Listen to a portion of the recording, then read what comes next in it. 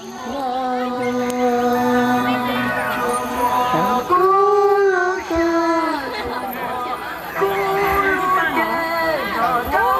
นะ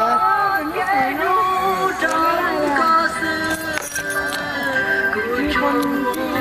เขาเป็นครูอยู่แม่แตงฝากความคิดถึงมาให้พี่ปางเดี๋ยวเมื่อก่อนเขาเรียนจริงเหมือนมัธยมด้วยกัน ใช่เขาเรียนอยู่ที่ไหน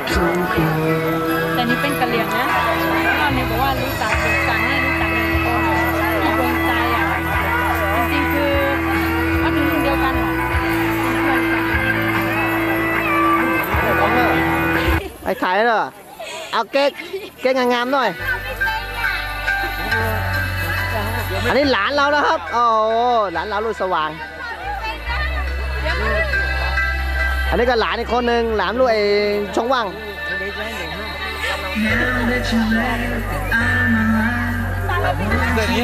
ต่อไปก็หลานอีกนะครับโอ้โหมีแต่หลานผมทั้งนั้น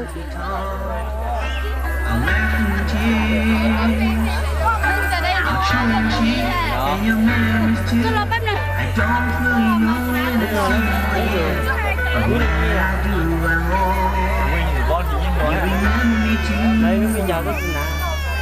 Remember me as I was before. I hope you keep the moments of us, the promises we made. Ain't never been broken. I'll never forget the good it was. The shelter of my life when we were พี่สองนี่แบบแยกให้ออกนะคะก็เลยมาเรียน ประมาณ5 เดือนเพราะว่าพี่ จบปีนี้แล้วมั้งหรือว่า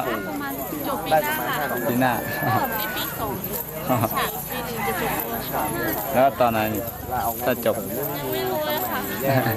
อาจจะว่าอาจจะต่อที่เดิมหรือว่ายังไม่รู้ ที่เดิมนี่ไม่ถึงปวสหรือว่า มสเพราะว่าปี อ้าวสมบัติเหรอ จะมีปริญญาตรีนี่อาชีวะ อ๋อจะเปิด ใครจะเก๊กรอกับเก๊กมาเพนเนาะรอดีหมดก่อนอันนี้ลาเนอะ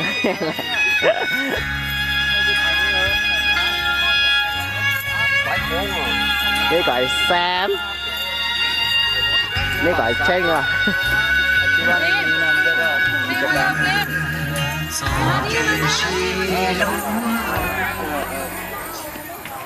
เช่งหรือเช่ง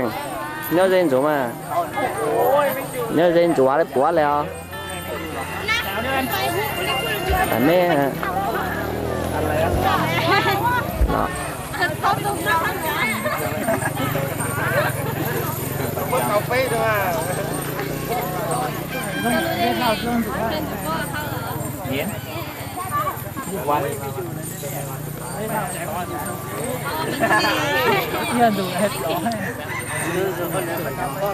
coi nhận sao mẹ nhìn lên đó chứ tao lấy nó mỏ mình gì mình lo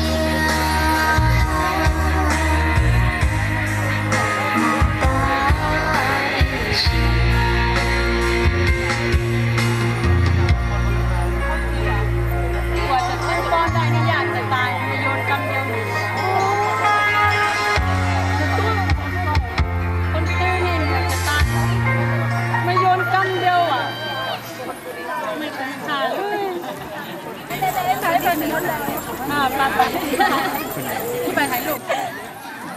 กล้องถ่ายตัว เราเขาทำแล้วไม่น่าขึ้นนะผมว่ากันหัวถึงเก่าหัวถึงเก่า อันสุดท้ายด้วย บอกว่าเนี่ยพอนอนเขากัน เลยไป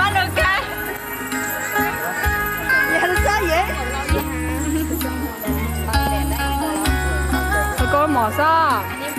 กูกูหรอ